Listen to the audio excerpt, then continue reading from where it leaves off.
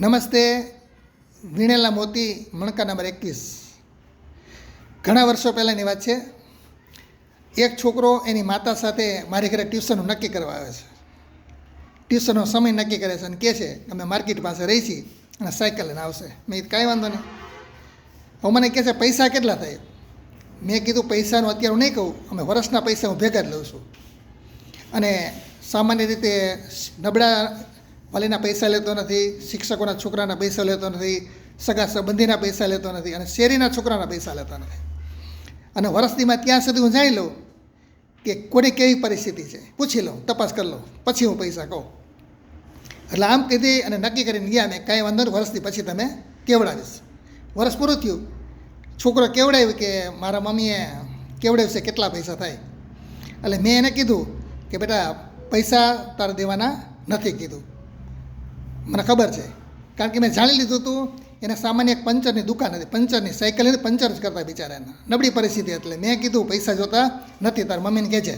2-3 વાર કેવડાવ્યું, પછી એને મમ્મીને 2 જણા આવે છે અને કીધું એને, મમ્મી બેઠા કે ભાઈ કેટલા પૈસા? ના પૈસા નથી લેતો બેન, નબળા માણસના કે હું કોઈના પૈસા નથી લેતો. તો કે ધરાડ લેવા જ પડશે. પછી મેં કીધું બેન તમે પૈસા રાખો, આ છોકરો હોશિયાર ભણવામાં છે, આગળ ભણશે ને તો ભણવામાં એને કામ આવશે. કીધું હું 4 વર્ષના પૈસા મારી પાસે મળશે ને, હું પૈસા નહીં લઉં, એ બધાને કામ આવશે, તમારે કામ આવશે કીધું ગમે ત્યારે. એટલે બિચારા આમ કરી ધરાર ગદગદ જેવા થઈ ગયા અને બોલતા નથી.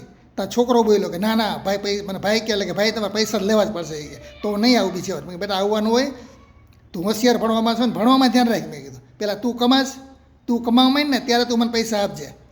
હવે આમ કહી અને બિચારા આંખોમાં આંસુ જેવું આવી ગયું હતું એને. બહુ એવા થઈ ગયા કે ભાઈ આ જમાનામાં કોઈ છે ને રાખે નહીં, આગા ભાઈ ન રાખે. તમે એટલું અમારે રાખ્યું કહેવાય કે પૈસા ન લીધા એટલે આખું વર્ષ તમે મહેનત કરી ભાઈ ગયા. મેં કીધું ના હું હજી 8 સુધી ભણાવીશ, પછી તમ તારે હું બીજે ગોઠવી દઈશ અને પૈસા તમારા ટ્યુશનને ક્યાંય દઈ દેવા 12 સુધી. આમ કરીને એ નીકળી ગયા. પછી લગભગ 10-15 વર્ષ વીતી ગયા છે, 15 વર્ષ. 15 વર્ષ પછી હું અને મારા ઘરના ઉપર અગાસીમાં છે ને, ચોમાસું નજીક હતું એટલે ઓલો ચૂના જેવું લગાડતા હતા, ઓલું ડૉક્ટર ફિક્સી જ આવે એવું ઓલું અંદર લગાડતા હતા. ત્યાં ડેલો ખેંકડો એટલે મેં જોઈ ગયું કોણ આવ્યું? તો જોયું તો જસ્મીન હતો, જસ્મીન વૈષ્ણવ, એના મમ્મી સાથે આવ્યો હતો. એટલે ડેલો ખખડાયો એટલે ઉપર આવતા હતા. મેં કીધું અહીંયા છીએ અમે, હમણાં આવ્યું. તો એના 2 ઉપર આવ્યા. બસ કીધું હાલો. પછી ધરાર નીચે લઈ આવ્યા, આમ બેસાડ્યા. એટલે કીધું બધું પૂછ્યું જસ્મીને, કીધું કેમ હાલે બેટા? કે બરાબર ભાઈ એકદમ સરસ ચાલે છે, ગોઠવાઈ ગયું છે. ત્યાં પછી એ છોકરા પાસે હાથમાં છાપામાં વીટેલું એક પડીકું હતું અને ઉપર એને એક સૂત્રી બાંધેલી હતી. એ સૂત્રી બાંધેલું પડીકું મને આપ્યું. મને કે આ લ્યો ભાઈ, તમે કીધું હતું ને. મેં કીધું બેટા શું છે આ? એ કે પૈસા છે. હું રિલાયન્સમાં લાગી ગયો, મારો પહેલો પગાર 35,000 રૂપિયા. એ વખતમાં 25-30 વર્ષ પહેલાં 35,000 રૂપિયા પગાર. એ કે આ લ્યો, એ કે પહેલો પગાર તમને આપવા આવ્યા છે. પહેલાં ભગવાનને ધેરા આપ્યા પૈસા મમ્મી કે, અને પછી ધરેલા પૈસા છે ભાઈ તમને દેવા આવ્યા છે.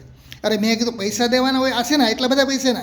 તો ઓલો છોકરો યાદ રાખ્યું બરાબર, 15 વર્ષનો છોકરો યાદ રાખ્યું. ભાઈ તમે શું કીધું હતું ને કે જ્યારે તું કમા ત્યારે મને કહેજે. તું કમાશે ત્યારે કે ભાઈ હું કમાવા માંડ્યો, આ પહેલો પગાર ભગવાનને ધરીને પછી તમારી પાસે લેવો છે, તમારે લેવા જ પડશે. મેં કીધું બેટા કાંઈ વાંધો નહીં. અને પેલા થેન્ક યુ ભાઈ તે યાદ રાખ્યું. યાદ રાખ્યું. મેં પૈસા લઈ લીધા, આંખો ઉપર આમ અડાડ્યા, 2 બાજુ અડાડી અને પાછા આપી દીધા. એટલે પ્રસાદ તારો પાછો. એ કે ના ભાઈ લેવા જ. એના મમ્મી એટલા કીધા કે ભાઈ હવે અમારે સારું થઈ ગયું છે અને હવે તમે પૈસા લઈ લ્યો. એ કે ના મેં પૈસા ના લેવાય, સારું થઈ ગયું કોલું થઈ ગયું.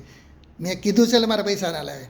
અને ધરાર કેટલી મહેનત એને કરી પણ મેં પૈસા લીધા નહીં, પાછા આપી દીધા. ત્યારે પણ પાછું એવું દ્રશ્ય સર્જાણું કે એની મમ્મીની આંખમાં આંસુ આવી ગયા કે આજે મારે સારું થયું તમે ભાઈ પૈસા ન લે. ના બેન, મારે સારું છે, બધાને દુઆ છે એવા માણસોને, અને બધું મારે સારું બેન, હું પૈસા નહીં લઉં. કીધું બેસો પ્રેમથી અને હજી આશીર્વાદ આપું કે છોકરો હજી પ્રગતિ કરે. આમ કરી અને ચા પાણી પાય અને એક આનંદથી મા દીકરાને બેને 35,000 પાછા રૂપિયા લઈ અને મેં રવાના કર્યા. અને ખરેખર મને મજા આવી ગઈ. શું કરવા મજા આવી કે કેટલાય મારી પાસે ટ્યુશનમાં ભણી ગયા છે પણ કોઈ મોટા ભાગને યાદ રાખતા નથી, ભૂલી જાય છે, ઋણ ચૂકવવાનું ભૂલી જાય છે.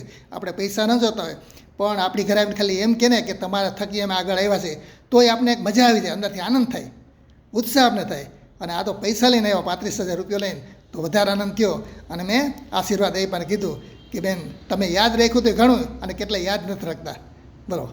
આવો સરસ મજાનો પ્રસંગ મને ગમ્યો તો બીજાને શેર કરજો, સબસ્ક્રાઈબ કરજો અને મને પ્રોત્સાહિત કરજો. આભાર.